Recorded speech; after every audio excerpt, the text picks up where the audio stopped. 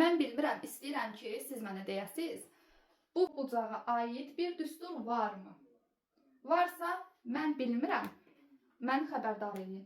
Mən bunu necə həll edirəm? Burada biraz əskikliklər var. D1, D2 yazaq və D1 paraleldir, D2 yazaq, daha möhtəşəm olsun.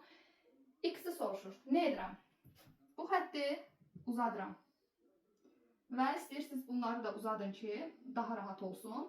D1 D2-yə paraleldir. 2 paralel düz xətti, üçüncü kəsdir. Onda bura 150-dirsə, burada 150 dərəcədir. 150-nin qonşusu 30 dərəcə, 130-un qonşusu 50 dərəcə, üçbucağın daxili bucaqlarının cəmi 180-dir.